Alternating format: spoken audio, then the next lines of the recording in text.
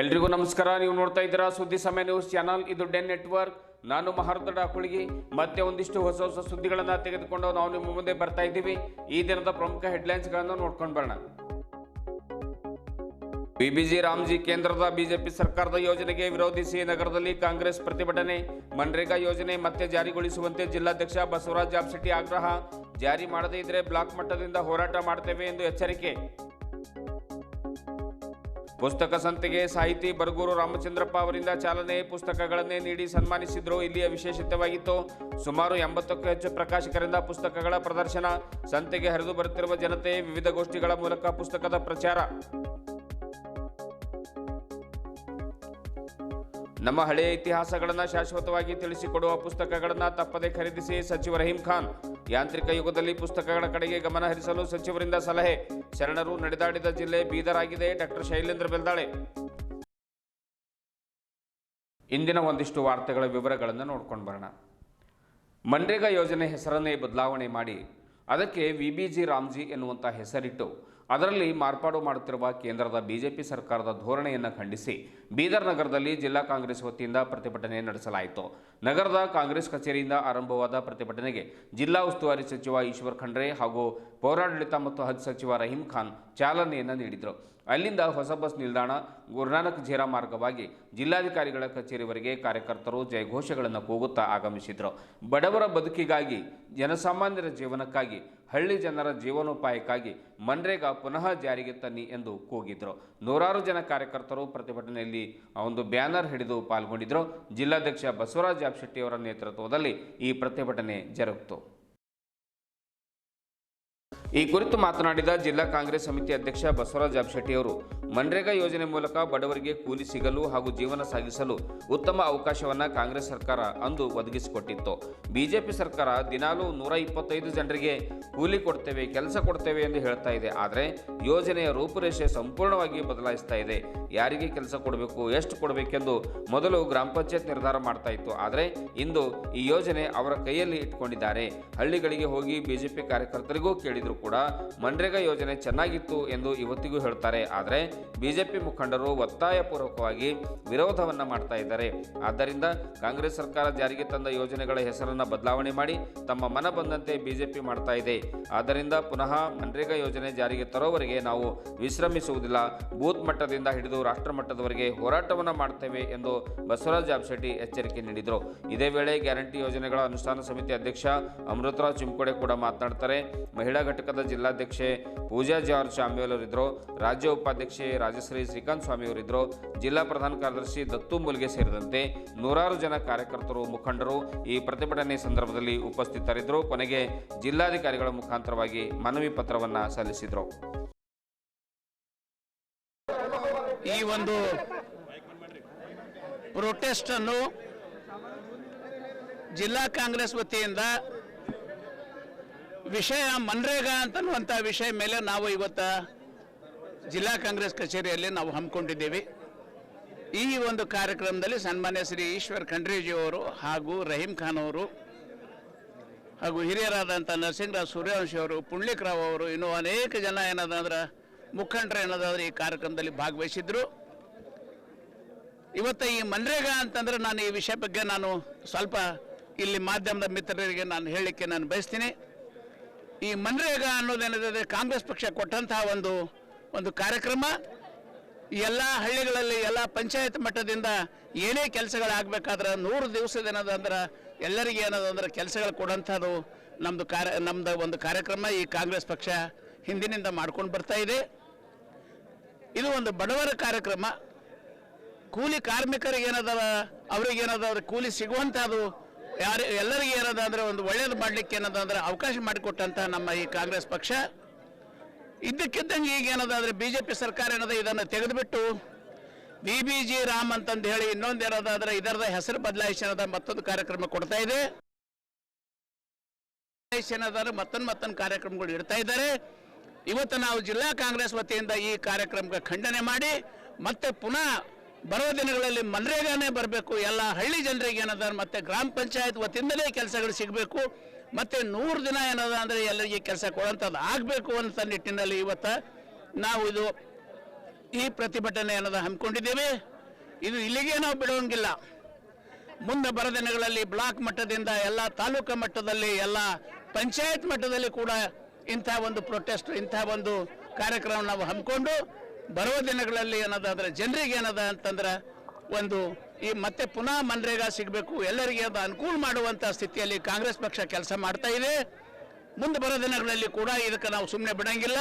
ಅದಕ್ಕೆ ಮತ್ತೆ ಏನಂದ್ರೆ ಕೊನೆಯಲ್ಲಿ ಎಲ್ಲಿವರೆಗೆ ನಮಗೆ ಜಯ ಸಿಗಂಗಿಲ್ಲ ಅಲ್ಲಿವರೆಗೆ ನಾವು ಪ್ರೊಟೆಸ್ಟ್ ಮಾಡ್ತಾನೆ ಇರ್ತೀವಿ ಅಂತ ತಮ್ಮ ಮುಖಾಂತರ, ಮಾಧ್ಯಮದ ಮುಖಾಂತರ ನಾನು ಇವತ್ತು ತಿಳಿ ಬಯಸ್ತಾ ಇದ್ದೀನಿ. सर जो कांग्रेस सरकार कांग्रेस कार्यकर्ता जो भी प्रोटेस्ट कर रहे हैं, केंद्र सरकार पे असर ही नहीं सर उसका कुछ भी? देखो उनका पूरा आंग ये हो गए सो है, अब उनको असर नहीं है बोले तो हम सोने वाले को उठा सकते, सोने वाले का नाटक करने वाले को हम कैसा उठा सकते? हमारा काम है उनको समझाने का, बताने का, हाँ, कार्य रूप में लाने के लिए हम सब मिलके क्या है, एकजुट होकर क्या है, लड़ेंगे. जब तक वो सोए वाले उठते नहीं. इससे पहले जितने प्रोटेस्ट करे सर आपके पार्टी के हिसाब से फेल है सर? ऐसा नहीं जी, फेल है पास है नहीं है, ये निरंतर क्या है, ये ऐसा फेल पास का बात नहीं है. हम हर मुकाबले को हम तैयार है. जो भी हम हमारा कांग्रेस का दिया हुआ जो भी कार्यक्रम है उसका बारे में अगर वो लोग अगर खिलाफ कर रहे हैं तो हम डट के सामना करेंगे. ಕೇಂದ್ರ ಸರ್ಕಾರಕ್ಕೆ ಬ್ರಿಟಿಷರು ನಮ್ಮ ದೇಶದ ಬಡವರನ್ನು ಲೂಟಿ ಮಾಡಿದರು, ನಮ್ಮ ದೇಶದ ರೈತರನ್ನು ಲೂಟಿ ಮಾಡಿದರು, ಹೆಣ್ಣು ಮಕ್ಕಳಿಗೆ ಅಪಮಾನ ಮಾಡಿದರು. ಅವ್ರು ಗುಲಾಮರಾಗಿರ್ತಕ್ಕಂಥ ಶ್ರೀಮಂತರು ಯಾರಿದ್ರು ಅವರೇ ಇವತ್ತಿನ ಬಿಜೆಪಿ ಸರ್ಕಾರ, ಕೇಂದ್ರದ ಬಿಜೆಪಿ ಸರ್ಕಾರ ಅವ್ರ ಗುಲಾಮರು. ಅದಕ್ಕೇನು ಮಾಡಿದಾರ, ಮಹಾತ್ಮ ಗಾಂಧಿಯವ್ರ ಹೆಸರು ಮಹಾತ್ಮ ಗಾಂಧಿ ದೇಶಕ್ಕೆ ಗ್ರಾಮ ಸ್ವರಾಜ್ಯ ಆಗಬೇಕು, ಹಳ್ಳಿ ಸ್ವತಂತ್ರ ಆಗಬೇಕು, ಬೇರೆ ಕಡೆ ಹೋಗಬಾರ್ದು, ಊರಾಗೆ ಕೆಲಸ ಮಾಡಬೇಕು, ಅನ್ನ ಅರಿವೆ ಬಟ್ಟೆ ಎಲ್ಲ ತಗೊಳ್ಬೇಕು ಅಂತ ಮಾಡಿದರು. ಗಾಂಧೀಜಿಯವರು ಕೊಲೆ ಮಾಡಿರ್ತಕ್ಕಂಥ ಘೋಡ್ಸೆನ್ ಅಂತವ್ರದ್ದು ಅವ್ರು ಗುಲಾಮ್ ಆಗಿರ್ತಕ್ಕಂಥವ್ರು ಬಿಜೆಪಿಯವರು ಹಳ್ಳಿ ಊರದವರಿಗೆ ನಾಶ ಮಾಡ್ತಾ ಇದ್ದಾರೆ. ವಿಶೇಷ ಹೆಣ್ಮಕ್ಳು ಸ್ವತಂತ್ರ ಆಗಬೇಕು, ಊರಾಗ ಕೆಲಸ ಮಾಡ್ತಿದ್ರು, ಅವ್ರಿಗೆ ಕೆಲಸ ಮಾಡೋರಿಗೆ 125 ದಿವಸ ಇರ್ತಾರೆ. 125 ಯಾವ ಊರಾಗ ಮಾಡೋ ಹಕ್ಕು, ಊರಾಗಿಂದ ಯಾ ತಾಯಿ ಯಾ ತಮ್ಮ ಯಾ ಅಣ್ಣ ಅಲ್ಲಿ ರಿಜಿಸ್ಟ್ರೇಷನ್ ಮಾಡ್ತೀನೋ ಗ್ರಾಮ ಪಂಚಾಯತ್ದಾಗ ಅಲ್ಲೇ ಕೆಲಸ ಮಾಡ್ತಿದ್ದ. ಈಗ ಇವ್ರು ನಿರ್ಧಾರ ಮಾಡಿ ರೈಲ್ವೆ ಮಾಡೋ ಜಾಗಕ್ಕೆ ಕರ್ಕೊಂಡು ಹೋಗಿ, ಬಿಲ್ಡಿಂಗ್ ಕಟ್ಟೋ ಜಾಗಕ್ಕೆ ಕರ್ಕೊಂಡು ಹೋದ್ರೆ ಊರಾಗೆ ಹೆಂಗೆ ಕೆಲಸ ಮಾಡ್ಲಿಕ್ಕಾಗ್ತದ? ಇಲ್ಲಿ ಧೋಕಾ ಮಾಡಿ ಈ ಜನರಿಗೆ ಗರೀಬ್ ಮಾಡಾಕಿ ಮತದಾರರ ಮುಖಾಂತರ ಇವರಿಗೆ ಹೈರಾಣ ಮಾಡಬೇಕು, ವಿಶೇಷ ಹೆಣ್ಮಕ್ಳು ಅಶಕ್ತ ಆಗಬೇಕು ಅಂತ ಈ ಕಾರ್ಯಕ್ರಮ ಹಮ್ಮಿಕೊಂಡಿರ್ತಕ್ಕಂಥ ಬಿಜೆಪಿ ಸರ್ಕಾರ ಕಾಯಕವೇ ಕೈಲಾಸ ಅಂತ ಅಣ್ಣ ಬಸವಣ್ಣ 900 ವರ್ಷ ಕೆಳಗೆ ಹೇಳಿದಾರ. ಅವರ ವಿರೋಧಿಗಳಾಗಿರ್ತಕ್ಕಂಥವ್ರು ಕಾಯಕ ಕಸಿತಾ ಇದ್ದಾರೆ. ಅದಕ್ಕಾಗಿ ಕಾಂಗ್ರೆಸ್ ಪಕ್ಷ ಲಡಾಯಿ ಮಾಡ್ತದ. ಅವ್ರು ಎದ್ದಿಲ್ಲ ಅಂತ ಕೇಳಿದ್ರು, ಮಕ್ಕೋಲಿ ಹಾಗೆ ಓಟಿನ ಮುಖಾಂತರ ನಿದ್ದೆ ಮಾಡ್ಲಿಕ್ಕೆ ಹಚ್ತಾರೆ ದಬಾಸ್. ಮತದಾನದ ಮುಖಾಂತರ ಈ ಪ್ರಚಾರ ಎಲ್ಲ ಕಡೆ ಮಾಡಿ ಮುಂದಿನ ಬರೋ ಪೀರಿಯಡ್ದಲ್ಲಿ ಕರ್ನಾಟಕದಿಂದ ರಾಷ್ಟ್ರ ಮಟ್ಟದವರೆಗೆ ಬಿಜೆಪಿ ಸರ್ಕಾರ ಕಿತ್ತೊಗೆದು ಮತದಾನ ಮುಖಾಂತರ ಕಿತ್ತೊಗೆದು ಕಾಂಗ್ರೆಸ್ ತಂದು ಮತ್ತೆ ಒಳ್ಳೆ ಜನ ಕೆಲಸ ಮಾಡ್ತಕ್ಕಂಥ ಹಕ್ಕು ಕೊಡ್ತಕ್ಕಂಥ ಪ್ರಯತ್ನ ಕಾಂಗ್ರೆಸ್ ಪಕ್ಷ ಮಾಡ್ತಾ ಇದೆ. ಅಧ್ಯಕ್ಷರು ಜಬರ್ದಸ್ತಿ ಕಾರ್ಯಕ್ರಮ ಮಾಡಿದಾರ, ಎಲ್ಲ ತಾಯಂದಿರು ಸಹಕಾರ ಕೊಟ್ಟಾರ. ಹೆಣ್ಮಕ್ಳು ಸಹಿತ ನಮಗೆ ಭಾಳ ಜೋಸದಲ್ಲತ್ತರ ಊರೂರಿಗೆ ತಿಳಿಸಿ ಎಚ್ಚರಿಕೆ ವಹಿಸಿ ಮತದಾನದ ಬಗ್ಗೆ ಜಾಗೃತಿ ಮೂಡಿಸ್ತಕ್ಕಂಥ ಕೆಲಸ ಮಾಡ್ತೀವಿ ಅಂತ ಹೇಳಿ ಈ ಸಂದರ್ಭ ಹೇಳ್ತಾ ಇದ್ದು ನಮಸ್ಕಾರ. ಪುಸ್ತಕಗಳ ಕಡೆಗೆ ಜನರು ಬರದೇ ಇರುವಂಥ ಸಂದರ್ಭದಲ್ಲಿ ಪುಸ್ತಕಗಳನ್ನೇ ತೆಗೆದುಕೊಂಡು ಬಂದು ಜನಾಶ್ರಯಕ್ಕೆ ತಲುಪಿಸುವಂಥ ಕಾರ್ಯ ಮಾಡ್ತಾ ಇರುವಂತಹ ವೀರಕಪುತ್ರ ಶ್ರೀನಿವಾಸ್ ಅವರ ಕಾರ್ಯ ಅಭಿನಂದನೀಯ ಎಂದು ಹಿರಿಯ ಸಾಹಿತಿ ಬರಗೂರು ರಾಮಚಂದ್ರಪ್ಪನವರು ತಿಳಿಸಿದರು. ನಗರದ ಸಾಯಿ ಶಾಲೆ ಆವರಣದಲ್ಲಿ ಆರಂಭವಾದ ಪುಸ್ತಕ ಸಂತೆಗೆ ಚಾಲನೆಯನ್ನು ನೀಡಿ ಮಾತನಾಡಿರುವಂಥ ಅವರು ಬೀದರ್ ಜನತೆಗೆ ಪುಸ್ತಕ ಖರೀದಿ ಮಾಡುವುದರ ಮೂಲಕ ಒಂದು ಪ್ರಕಾಶಕರಿಗೆ ಹಾಗೂ ಮಾರಾಟಗಾರರಿಗೆ ಪ್ರೋತ್ಸಾಹವನ್ನು ಕೊಡಬೇಕು. ಜಗತ್ತನ್ನು ಬೆಳಗಲು ಸೂರ್ಯ ಬೇಕು, ಬದುಕನ್ನು ಬೆಳಗಲು ಪುಸ್ತಕ ಬೇಕು. ಪುಸ್ತಕಗಳು ಸಮಾಜದ ಎಲ್ಲ ವಿಧಾನಗಳ ಕುರಿತಾಗಿ ಮಾತನಾಡುತ್ತವೆ. ಜನನ, ಮರಣ, ಯುದ್ಧ, ಬಾಂಬು, ಜೀವನ, ಬಡತನ, ಪ್ರಾಣಿಗಳ ಧ್ವನಿಯಾಗಿ ಮಾತನಾಡುತ್ತವೆ ಎಂದು ಕವಿಯೊಬ್ಬರ ಕವಿತೆಯ ಉದಾಹರಣೆ ಮೂಲಕವಾಗಿ ಬರಗೂರು ರಾಮಚಂದ್ರಪ್ಪನವರು ಬಹಳ ಮಾರ್ಮಿಕವಾಗಿ ಮಾತನಾಡ್ತಾರೆ. ಪುಸ್ತಕಗಳ ಮಾತನಾಡುವಿಕೆಗೆ ಎಲ್ಲರೂ ಕಿವಿಯಾಗಿ ಕೆಲಸ ಮಾಡಬೇಕು, ಪುಸ್ತಕಗಳನ್ನು ಖರೀದಿಸಿ ಓದಬೇಕು, ಜ್ಞಾನ ವೃದ್ಧಿಸಿಕೊಳ್ಳಬೇಕು ಅನ್ನುವಂಥ ಒಂದು ಕಿವಿ ಮಾತನ್ನು ಬರಗೂರು ರಾಮಚಂದ್ರಪ್ಪನವರು ಜನತೆಗೆ ಹೇಳುತ್ತಾರೆ. ಪುಸ್ತಕ ಸಂತೆಯ ರೂವಾರಿ ವಿ ಶ್ರೀನಿವಾಸ್ ಅವರು ಮಾತನಾಡ್ತಾ ಒಂದು ಬೀದಿಗೆ ಹೋದಾಗ ಬಟ್ಟೆ ಅಂಗಡಿ ಸಿಗುವಂತೆ, ಜನರಲ್ ಸ್ಟೋರ್, ಹೋಟೆಲ್ ಅಂಗಡಿಗಳು ಸಿಗುವಂತೆ ಪುಸ್ತಕಗಳ ಅಂಗಡಿಗಳು ಕೂಡ ಸಿಗಬೇಕು. ಜೋ ದಿಖೇಗಾ ಓ ಬಿಕೇಗಾ ಎನ್ನುವಂತೆ ನಾವು ಪುಸ್ತಕಗಳನ್ನು ಜನತೆಗೆ ತೋರಿಸುವುದನ್ನೇ ಮರೆತು ಬಿಟ್ಟಿದ್ದೇವೆ, ಪುಸ್ತಕಗಳನ್ನು ಮಾರಾಟ ಮಾಡುವುದನ್ನೇ ಮರೆತು ಬಿಟ್ಟಿದ್ದೇವೆ. ಹೀಗಾಗಿ ಜನತೆ ಪುಸ್ತಕಗಳ ಜೊತೆ ಒಡನಾಟ ಹೆಚ್ಚಿಸಿಕೊಳ್ಬೇಕು. ಬೆಂಗಳೂರು ಕಡೆ ಪ್ರಕಾಶಕರು ಪುಸ್ತಕಗಳನ್ನು ಬರೆದು ಮಾರಾಟ ಮಾಡಿ ಬಿಲಿಯನಿಯರ್ ಆಗ್ತಾ ಇದ್ದಾರೆ. ಆದರೆ ನಾವು ಕೇವಲ 1,000 ಪುಸ್ತಕದ ಪ್ರತಿಗಳನ್ನು ಮಾರಾಟ ಮಾಡಲು ಹರಸಾಹಸ ಪಡ್ತಾ ಇದ್ದೇವೆ. ಪುಸ್ತಕಗಳು ಓದುವವರಿಲ್ಲ ಎಂದು ಪದೇ ಪದೇ ಹೇಳುತ್ತಾ ಕುಳಿತಿದ್ದೇವೆ. ಪುಸ್ತಕಗಳನ್ನು ನಶಿಸಿ ಹೋಗುತ್ತಿರುವ ಪ್ರಭೇದಗಳ ಪಟ್ಟಿಯಲ್ಲಿ ಸೇರಿಕೊಳ್ಳುತ್ತಲ್ಲ ಎನ್ನುವ ಒಂದೇ ಒಂದು ಉದ್ದೇಶದಿಂದ ಬೆಂಗಳೂರಿನಲ್ಲಿ ಪುಸ್ತಕ ಸಂತೆ ಹಮ್ಮಿಕೊಂಡಾಗ 2 ಲಕ್ಷ ಜನ ಭೇಟಿ ಕೊಟ್ಟು 3 ಕೋಟಿ ಪುಸ್ತಕ ಮಾರಾಟವಾಗಿದೆ. 3 ಕೋಟಿ ಬೆಲೆ ಬಾಳುವ ಪುಸ್ತಕ ಮಾರಾಟ ಆಗಿದೆ. ಒಬ್ಬ ಆಟೋ ಚಾಲಕ ಹಣ ಸಂಪಾದಿಸಿ ತನ್ನ ಕಾಲ ಮೇಲೆ ತಾನು ನಿಲ್ಲುತ್ತಾನೆ. ಆದರೆ ಒಬ್ಬ ಸಾಹಿತಿ ಪುಸ್ತಕಗಳನ್ನು ಬರೆದು ಅವುಗಳನ್ನು ಪ್ರಕಟಿಸಿ ಅವುಗಳನ್ನು ಮುದ್ರಿಸಿ ಸಂಕಷ್ಟದಲ್ಲಿದ್ದಾನೆ ಅನ್ನುವಂಥ ಕಳವಳವನ್ನು ವ್ಯಕ್ತಪಡಿಸಿದರು. ಆದ್ದರಿಂದ ಸಾಹಿತಿಗಳಿಗೆ, ಪ್ರಕಾಶಕರಿಗೆ ಪ್ರೋತ್ಸಾಹ ನೀಡುವ ನಿಟ್ಟಿನಲ್ಲಿ ತಾವೆಲ್ಲರೂ ಕೂಡ ಹೆಚ್ಚಿನ ಸಂಖ್ಯೆಯಲ್ಲಿ ಪುಸ್ತಕಗಳನ್ನು ಓದಬೇಕು ಅನ್ನುವಂಥ ಮಾತನ್ನು ಹೇಳಿದರು. ಇದೇ ವೇಳೆ ವೇದಿಕೆ ಮೇಲೆ ಹುಲಸೂರಿನ ಪೂಜ್ಯ ಶ್ರೀ ಡಾಕ್ಟರ್ ಶಿವಾನಂದ ಮಹಾಸ್ವಾಮಿಗಳು, ಭಾಲ್ಕಿಯ ಪೂಜ್ಯ ಬಸವಲಿಂಗಪಟ್ಟ ದೇವರು, ನಟ ಪ್ರೇಮ್, ಶಾಸಕ ಡಾಕ್ಟರ್ ಶೈಲೇಂದ್ರ ಬೆಲ್ದಾಳೆ, ಸಚಿವ ರಹೀಂ ಖಾನ್, ಸುರೇಶ್ ಚಂದ್ಶೆಟ್ಟಿ, ಶಿವಶಂಕರ್ ಟೋಕ್ರೆ, ಗುರುನಾಥ್ ರಾಜಗಿರ, ಸುರಕ್ಷಾ ಖೈರಾ ಸೇರಿದಂತೆ ಇನ್ನು ಹಲವರು ಉಪಸ್ಥಿತರಿದ್ದರು. ನಿಮ್ಮದೇ ಇರೋದು ನೀವು ಎಷ್ಟಾದರೂ ಮಾತಾಡಿ ಅಂದರು. ಅವರು ಎಷ್ಟಾದರೂ ಮಾತಾಡಿ ಅಂತ ಹೇಳಿದ್ದನ್ನು ದುರುಪಯೋಗ ಮಾಡಿಕೊಳ್ಳದೆ ನಿಮ್ಮ ಆರೋಗ್ಯವನ್ನು ಗಮನದಲ್ಲಿಟ್ಟುಕೊಂಡು, ಏಕೆಂದರೆ ಮಧ್ಯಾಹ್ನದ ಹೊತ್ತಾಗಲೇನೆ ಈಗ ನಾನು ಕೆಲವು ಮಾತುಗಳನ್ನು ಈ ಸಂದರ್ಭದಲ್ಲಿ ಹಂಚಿಕೊಳ್ಳೋದಕ್ಕೆ ಇಷ್ಟಪಡ್ತೇನೆ. ಈ ಸಮಾರಂಭದಲ್ಲಿ ಭಾಗವಹಿಸೋದು ನನಗೆ ಬಹಳ ಸಂತೋಷದ ಸಂಗತಿ. ಈ ಪುಸ್ತಕ ಸಂತೆ ಇದೆಯಲ್ಲ, ಇದು ಜನಗಳ ಬಳಿಗೆ ಪುಸ್ತಕಗಳನ್ನು ತಲುಪಿಸ್ತಾ ಇರತಕ್ಕಂಥ ಒಂದು ಪ್ರಕ್ರಿಯೆ. ಇದು ಪುಸ್ತಕದ ಅಂಗಡಿಗೆ ಹೋಗಿ ಜನ ಕೊಂಡ್ಕೊಳ್ಳೋದು ಬೇರೆ, ಆದರೆ ಜನಗಳ ಹತ್ರನೇ ಪುಸ್ತಕ ತಗೊಂಬರೋ ಕೆಲಸ ಇದೆಯಲ್ಲ, ಅಂದರೆ ಜನಾಶ್ರಯಕ್ಕೆ ಬಂದು ಪುಸ್ತಕದ ಉದ್ಯಮವನ್ನು ಮತ್ತು ಪುಸ್ತಕ ಸಂಸ್ಕೃತಿಯನ್ನು ವಿಸ್ತಾರ ಮಾಡುವ ಈ ಕೆಲಸ ಬಹಳ ವಿಶೇಷವಾದದ್ದು ಅಂತ ನಾನು ಭಾವಿಸ್ಕೊಂಡಿದ್ದೇನೆ. ಅಂಥ ವಿಶೇಷವಾದಂತಹ ಕೆಲಸಕ್ಕೆ ಇವತ್ತು ಬೀದರ್ ಸಾಕ್ಷಿ ಆಗ್ತಾ ಇದೆ. ಅದಕ್ಕಾಗಿ ನಿಜವಾಗೂ ನಾವು ಸಂತೋಷದಿಂದ ಬೀದರ್ನ ಎಲ್ಲರನ್ನ ಅಭಿನಂದಿಸಬೇಕು. ಸ್ವಲ್ಪ ಅನುಮಾನ ವ್ಯಕ್ತಪಡಿಸಿದ್ರಲ್ಲ, ಪುಸ್ತಕ ಕೊಂಡ್ಕೊಳ್ತಾರೋ ಇಲ್ವೋ ಅಂತ ಶ್ರೀನಿವಾಸ್, ಅದಕ್ಕೆ ನಮ್ಮ ಸ್ನೇಹಿತರು ಉತ್ತರ ಕೊಟ್ಟರು, ಇಲ್ಲ ಬೀದರ್ ಎಂಥ ನಾಡು ಅಂತೆಲ್ಲ ಹೇಳಿದ್ದಾರೆ. ಬಹುಶಃ 3 ದಿವಸ ಆದಮೇಲೆ ಇದರ ಫಲಿತಾಂಶ ಗೊತ್ತಾಗುತ್ತೆ. ಬೀದರ್ನ ಪುಸ್ತಕ ಪ್ರೇಮಿಗಳು ಪುಸ್ತಕಗಳನ್ನು ಕೊಂಡುಕೊಂಡು ವಿಶೇಷವಾಗಿ ಪ್ರಕಾಶಕರಿಗೆ ಶಕ್ತಿ ನೀಡಬೇಕು ಮತ್ತು ಲೇಖಕರಿಗೆ ಶಕ್ತಿ ಇಡಬೇಕು ಅಂತ ನಾನು ಮನವಿಯನ್ನು ಮಾಡಿಕೊಳ್ತಾ ಕೆಲವು ಅನಿಸಿಕೆಗಳನ್ನು ನಿಮ್ಮ ಜೊತೆ ಹಂಚಿಕೊಳ್ಳೋದಕ್ಕೆ ಇಷ್ಟಪಡ್ತೇನೆ. ನಿಜವಾಗೂ ಪುಸ್ತಕಗಳ ಮಹತ್ವ ಏನು ಅಂತ ಅಂದರೆ, ರವೀಂದ್ರನಾಥ್ ಟಾಗೂರ್ ಅವರು ಒಂದು ಕಡೆ ಹೇಳ್ತಾರೆ, ಜಗತ್ತನ್ನು ಬೆಳಗಲು ಸೂರ್ಯ ಬೇಕು, ಬದುಕನ್ನು ಬೆಳಗಲು ಪುಸ್ತಕಗಳು ಬೇಕು ಅಂತ. ಇದು ಪುಸ್ತಕಗಳ ಮಹತ್ವ. ಜಗತ್ತನ್ನು ಬೆಳಗೋದಕ್ಕೆ ಸೂರ್ಯ ಬೇಕು, ಆದರೆ ಬದುಕನ್ನು ಬೆಳಗೋದಕ್ಕೆ ಪುಸ್ತಕಗಳು ಬೇಕು. ಅದು ಪುಸ್ತಕದ ಮಹತ್ವ ಅಂತ ಅಂದ್ಕೊಂಡಿದ್ದೇನೆ ನಾನು. ಆ ಪುಸ್ತಕದ ಮಹತ್ವವನ್ನು ಕುರಿತು ಒಬ್ಬ ಸಫ್ದಾ ರಶ್ಮಿ ಅಂತ ಹೇಳಿ, ನಮ್ಮ ಪ್ರೇಮ್ ಅವರಿಗೆ ಆ ಹೆಸರು ಚೆನ್ನಾಗಿ ಗೊತ್ತಿರುತ್ತೆ, ಇಲ್ಲಿರೋ ನಮ್ಮ ಲೇಖಕರಿಗೂ ಗೊತ್ತಿರುತ್ತೆ. 1989ರಲ್ಲಿ ದೆಹಲಿಯಲ್ಲಿ ಆತ ಬೀದಿ ನಾಟಕ ಆಡ್ತಾ ಇರುವಾಗ ಕೆಲವು ರಾಜಕೀಯ ಗುಂಡಾಗಳು, ಆವತ್ತಿನ ಆಡಳಿತ ಪಕ್ಷದವರು ಅವನನ್ನು ಕೊಲೆ ಮಾಡಿದರು, ಹತ್ಯೆ ಮಾಡಿದರು. ಆ ಸಫ್ದರ್ ರಶ್ಮಿ ಎನ್ನುವ ನಾಟಕಕಾರ, ಕಲಾವಿದ ಪುಸ್ತಕವನ್ನೇ ಕುರಿತು ಒಂದು ಪದ್ಯ ಬರೆದಿದ್ದಾನೆ. ಬಹುಶಃ ಅದನ್ನು ಇಲ್ಲಿ ಜ್ಞಾಪಿಸ್ಕೊಳ್ಳೋದು ಬಹಳ ಮುಖ್ಯ ಅಂತಲೇ ನಾನು ಭಾವಿಸ್ಕೊಂಡಿದ್ದೇನೆ. ಆತ ಶುರು ಮಾಡೋದೇನೆ ಪುಸ್ತಕಗಳು ಮಾತಾಡುತ್ತವೆ ಅಂತ. ಪುಸ್ತಕಗಳು ಮಾತಾಡುತ್ತವೆ ಪುಸ್ತಕಗಳು ಏನನ್ನು ಕುರಿತು ಮಾತಾಡುತ್ತವೆ? ಯಾವುದೋ ಜಮಾನವನ್ನು ಕುರಿತು ಮಾತಾಡುತ್ತವೆ, ಜಗತ್ತಿನ ಬಗ್ಗೆ ಮಾತಾಡುತ್ತವೆ, ಜನರ ಬಗ್ಗೆ ಮಾತಾಡುತ್ತವೆ, ಇವತ್ತಿನ ಬಗ್ಗೆ ಮಾತಾಡುತ್ತವೆ, ನಾಳೆಗಳ ಬಗೆಗೆ ಮಾತಾಡುತ್ತವೆ, ಕರುಣವನ್ನು ಕುರಿತು ಮಾತಾಡುತ್ತವೆ, ಮರಣವನ್ನು ಕುರಿತು ಮಾತಾಡುತ್ತವೆ, ಹೂವುಗಳನ್ನು ಕುರಿತು ಮಾತಾಡುತ್ತವೆ, ಬಾಂಬುಗಳನ್ನು ಕುರಿತು ಮಾತಾಡುತ್ತವೆ. ಅಂದರೆ ಪುಸ್ತಕಗಳು ಈ ಬದುಕಿನಲ್ಲಿರ್ತಕ್ಕಂಥ, ಈ ಜಗತ್ತಿನಲ್ಲಿರ್ತಕ್ಕಂಥ ಪ್ರತಿ ಅಂಶವನ್ನು ಕುರಿತು ಮಾತಾಡ್ತಾ ಇರ್ತವೆ. ಅವು ಅಷ್ಟೇ ಅಲ್ಲ, ಪುಸ್ತಕಗಳು ಗುಬ್ಬಚ್ಚಿಯ ದನಿಯಾಗುತ್ತವೆ, ಅವು ತೆನೆಗಳ ರೀತಿಯಲ್ಲಿ ತೇಲಾಡುತ್ತವೆ, ಹರಿಯುವ ತ್ವರೆ ಹಾಡುತ್ತವೆ, ಜನಪದ ಕಥೆಗಳನ್ನು ಹೇಳ್ತಾ ಹೋಗುತ್ತವೆ. ಅದರ ಜೊತೆಗೆ ಆಧುನಿಕ ಸಂದರ್ಭದಲ್ಲಿ ರಾಕೆಟ್ಗಳ ರಹಸ್ಯವನ್ನು ಅಡಗಿಸಿಕೊಂಡಿರುತ್ತವೆ ಪುಸ್ತಕಗಳು. ಇದೆಲ್ಲ ನಿಜ. ಆದರೆ ಇಷ್ಟೆಲ್ಲ ಪುಸ್ತಕಗಳು ಮಾತಾಡಬೇಕು ಅಂತಿದೆಯಲ್ಲ, ನೀವು ಅದಕ್ಕೆ ಕಿವಿಯಾಗುವುದಿಲ್ಲವೇ ಅಂತ ಪದ್ಯ ಮುಕ್ತಾಯ ಆಗುತ್ತೆ. ಅಂದರೆ ಪುಸ್ತಕಗಳು ಇಷ್ಟೆಲ್ಲ ಮಾತಾಡುತ್ತವೆ, ನೀವು ಅದಕ್ಕೆ ಕಿವಿ ಆಗೋದಿಲ್ವೇ? ಈ ಕಿವಿಯಾಗುವ ಕ್ರಿಯೆ ಇದೆಯಲ್ಲ, ಇದು ಬೇಕಾಗಿದೆ ಪುಸ್ತಕಕ್ಕೆ. ಅಂದರೆ ಪುಸ್ತಕದ ಮಾತನ್ನ ಕೇಳಿಸ್ಕೊಳ್ಬೇಕಾಗಿದೆ, ಪುಸ್ತಕವನ್ನ ಓದುವುದಕ್ಕೆ ಕಣ್ಣಾಗಬೇಕಾಗಿದೆ. ಆದರೆ ಪುಸ್ತಕ ಬರೀ ಮೌನ ಅಷ್ಟೇ ಅಲ್ಲ, ಆ ಮೌನ ಸಂವಾದ ಅನ್ನೋದೊಂದು ಇರುತ್ತಲ್ಲ.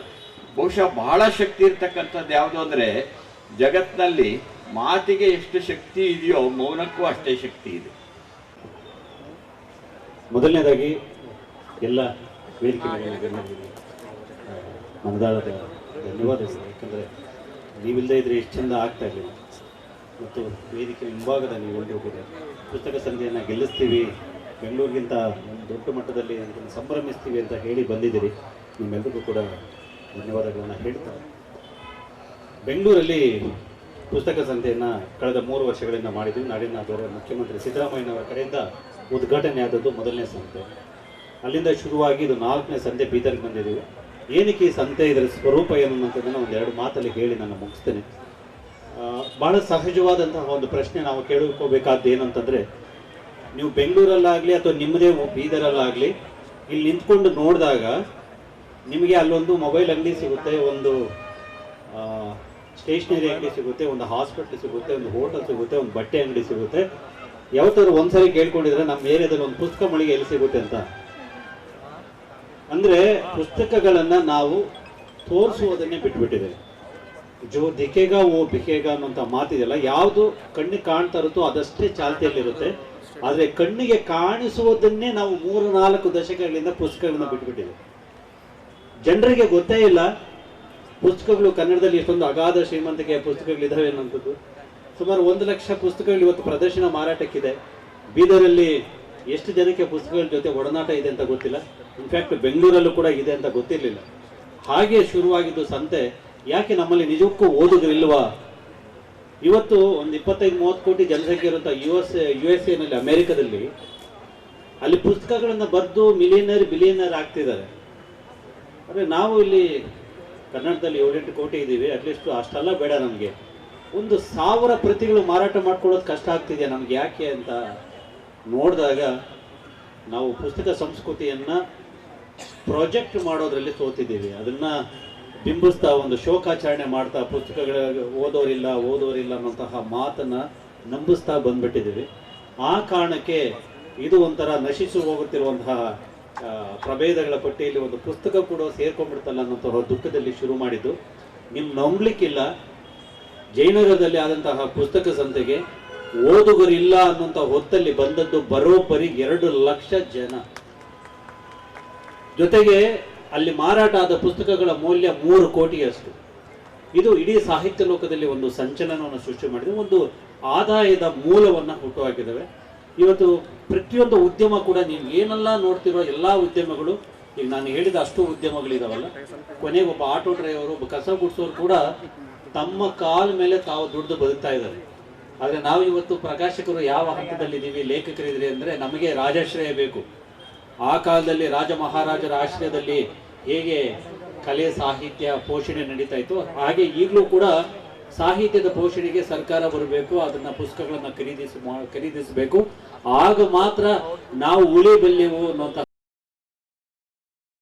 3 ದಿವಸಗಳ ಕಾಲ ರಜೆ ಇವೆ. ಆದ್ದರಿಂದ ಕುಟುಂಬ ಸಮೇತರಾಗಿ ಆಗಮಿಸಿ ಪುಸ್ತಕ ಸಂತೆಯಲ್ಲಿ ಪಾಲ್ಗೊಂಡು ಪುಸ್ತಕಗಳನ್ನು ಖರೀದಿಸಿ ಪ್ರಕಾಶಕರಿಗೆ ಹಾಗೂ ಸಾಹಿತಿಗಳಿಗೆ ಸಹಕಾರವನ್ನು ನೀಡಬೇಕೆಂದು ಬೀದರ್ ದಕ್ಷಿಣ ಕ್ಷೇತ್ರದ ಶಾಸಕ ಡಾಕ್ಟರ್ ಶೈಲೇಂದ್ರ ಕೆ ಬೆಲ್ದಾಳೆ ತಿಳಿಸಿದರು.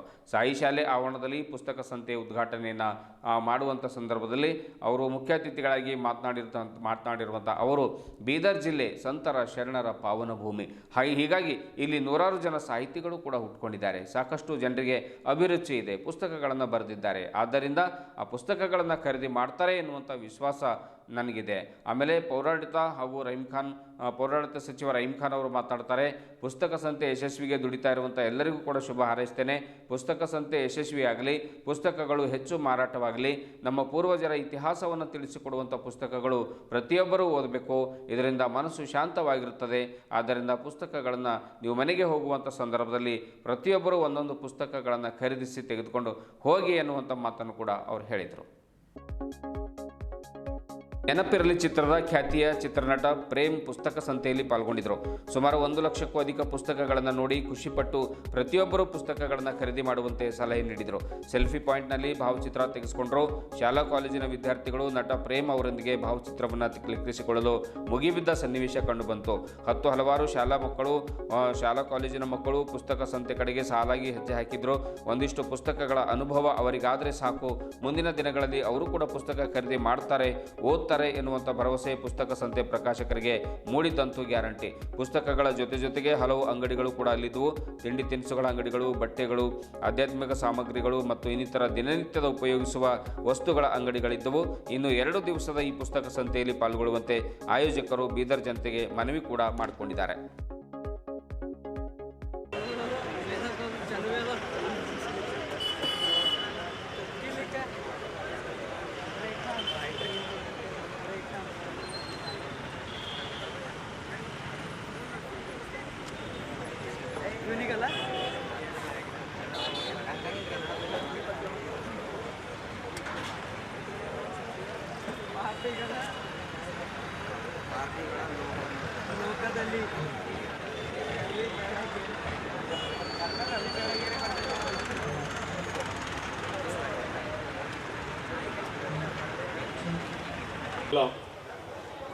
ಇವತ್ತು ಉದ್ಘಾಟನೆ ಆಗಿದೆ.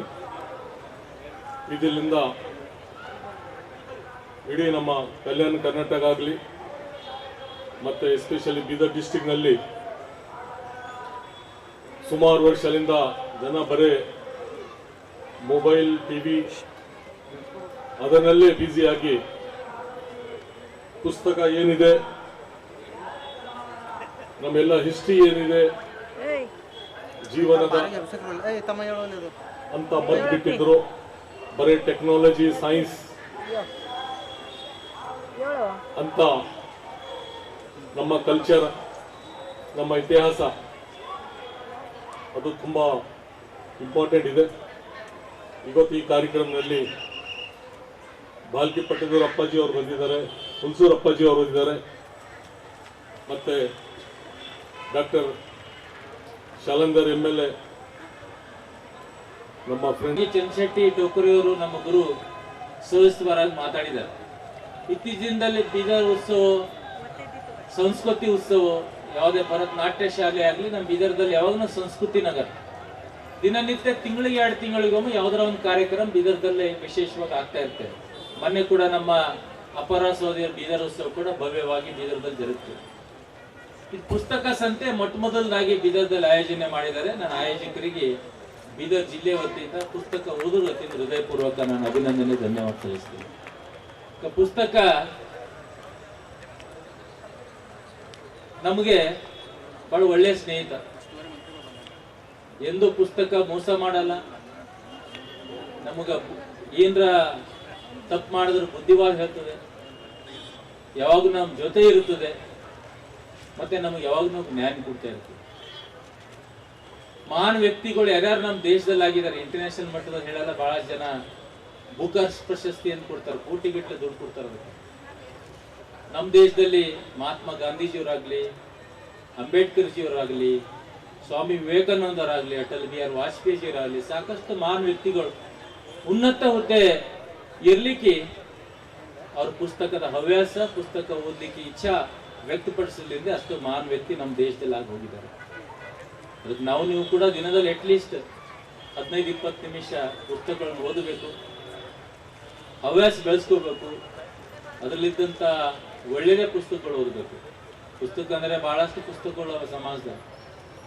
ಇತ್ತೀಚಿನಲ್ಲಿ ಟಿವಿ, ಮೊಬೈಲು, ಸೋಷಿಯಲ್ ಮೀಡಿಯಾ ಅದರಲ್ಲಿ ಬಹಳಷ್ಟು ನಾವು ಕಾಲಹರಣ ಮಾಡ್ತಾ ಇರ್ತೀವಿ. ನನಗೆ ಇಟ್ಕೊಂಡೆ ನಾವು ಕೂಡ ಸ್ವಲ್ಪ ಡೈವರ್ಟ್ ಮಾಡಬೇಕು. ನಾವು ಬೆಸ್ಟ್ ಫ್ರೆಂಡ್ ಲೈಫಲ್ಲಿ ಅಂದ್ರೆ ಪುಸ್ತಕ. ಏಕಾಂತ ಇದ್ರೂ ಕೂಡ ನಮ್ಮ ದಾರಿ ತಪ್ಪಿಸಲ್ಲ, ಅದು ಪುಸ್ತಕ. ಪುಸ್ತಕ್ಕಿಂತ ದೊಡ್ಡ ಮಳಿಗೆನೇ ಸುಮಾರು 1 ಲಕ್ಷಗಟ್ಟಲೆ ಪುಸ್ತಕಗಳು ನಮ್ಮ ಬೀದರ್ ಕಡೆ ಹರಿದು ಬಂದಿದ್ದಾವೆ. ನಾವೆಲ್ಲ ಇದ್ದಂಥ ವಿದ್ಯಾರ್ಥಿನಿಯರಿಗೆ ಮತ್ತು ಬರುವ ವಿದ್ಯಾರ್ಥಿ ವಿನಂತಿ ಮಾಡ್ಕೊತೀವಿ. ನಾವು ಎಲ್ಲೂ ಏನು ಎದರಲ್ಲೂ ನಾವು ದುಡ್ಡು ಖರ್ಚು ಮಾಡ್ತೀವಿ, ಅಷ್ಟೇನು ಕಾಸ್ಟ್ಲಿನೂ ಇಲ್ಲ. ಅಪ್ಪೋರ್ ಮಳಿಗೆಯಲ್ಲಿ ಡಿಸ್ಕೌಂಟ್ ಇತ್ತು, ನಾನು ನೋಡಿದೆ, ಫುಲ್ ಡಿಸ್ಕೌಂಟ್ ಕೊಡ್ತಾ ಇದ್ದಾರೆ. ಉಚಿತವಾಗಿ ಬಹಳಷ್ಟು ಕಡಿಮೆ ದರದಲ್ಲಿ ಪುಸ್ತಕಗಳು ಕೊಡ್ತಾ ಇದ್ದಾರೆ. ನಾವೆಲ್ಲ ಸ್ವಲ್ಪ ಖರೀದಿ ಮಾಡೋಣ. ಯಾಕಂದ್ರೆ ಸ್ಟೂರಿಂದ ಬಂದು ಮಳಿಗೆ ಹಾಕಿರ್ತಾರೆ. ನಮ್ಮ ಶ್ರೀನಿವಾಸ ಹೇಳಿದ್ರು, ಇಲ್ಲಿ ಹೇಗಾಗ್ತದೋ ಗೊತ್ತಿಲ್ಲ ಅಂತ. ಅವ್ರ ಅನುಮಾನಕ್ಕೆ ದಯವಿಟ್ಟು ಅನುಮಾನ ಪಡಿಬೇಡಿ. ಬೀದರ್ ಎದಕ್ಕೂ ಕಡಿಮೆ ಇಲ್ಲ. ಬೀದರ್ ಸಂಸ್ಕೃತಿಯ ನಾಡಿದೆ. ವಿಶ್ವಗುರು ಬಸವಣ್ಣವರ ನಡೆದಾದಂಥ ಒಂದು ನಾಡು ನಮ್ಮ ಬೀದರ್ ಜಿಲ್ಲೆ ಇದೆ. ನಾವೆಲ್ಲರೂ ಪುಸ್ತಕಗಳನ್ನು ಖರೀದಿ ಮಾಡ್ತೀವಿ, ನಮ್ಮ ವಿದ್ಯಾರ್ಥಿಗಳು ಖರೀದಿ ಮಾಡ್ತಾರೆ. ಒಳ್ಳೆ ರೀತಿಯಲ್ಲಿ ಭಾಗಿಯಾಗ್ತಾರೆ ನಿಮ್ಮ ಡಿಸ್ಕಷನಲ್ಲಿ. ಯಾಕಂದ್ರೆ ನಮ್ಮಲ್ಲಿ ಸಾಕಷ್ಟು ಸಾಹಿತಿಗಳು 100ಕ್ಕೂ ಹೆಚ್ಚು ಸಾಹಿತಿಗಳು ಬೀದರ್ಗೆ ಬಂದಿದ್ದಾರೆ. ಪ್ಯಾನಲ್ ಡಿಸ್ಕಷನಿಗಾಗಲಿ ಮತ್ತೆ ನಮ್ಮನ್ನೆಲ್ಲ ಉದ್ದೇಶಿಸಿ ಮಾತಾಡ್ಲಿಕ್ಕೆ ಬಂದಿದ್ದಾರೆ. ಸುಮಾರು 3 ದಿನ ಹಬ್ಬದ ಥರ ವಾತಾವರಣ ನಾವೆಲ್ಲ ಆಚರಣೆ ಮಾಡಬೇಕು, ಸಮಯ ಕೊಡಬೇಕು. ಯಾಕಂದ್ರೆ 3 ದಿನ ಅನಾಯಾಸಾಗಿ 3 ದಿನ ಹಾಲಿಡೇ ಕೂಡ ಬಂದಿದೆ. ಸೆಕೆಂಡ್ ಸ್ಯಾಟರ್ಡೆ, ಸಂಡೇ ಮತ್ತೆ 26ನೇ ಜನವರಿ ಗಣರಾಜ್ಯೋತ್ಸವ, 3 ದಿನ ಹಾಲಿಡೇ ಬಂದಿದೆ. ಅಲ್ಲಿ ಇಲ್ಲಿ ಮನೆ ಕೂತು ಎಲ್ಲೋ. ಇದುವರೆಗೂ ಸುದ್ದಿ ಕೊಟ್ಟಿರುವ ನಾನು ಮಹರ್ದುರ ಹಾಕೊಳಗಿ. ಮತ್ತೆ ಮುಂದಿನ ವಾರ್ತೆಗಳೊಂದಿಗೆ ಭೇಟಿಯಾಗೋಣ. ವಂದನೆಗಳು.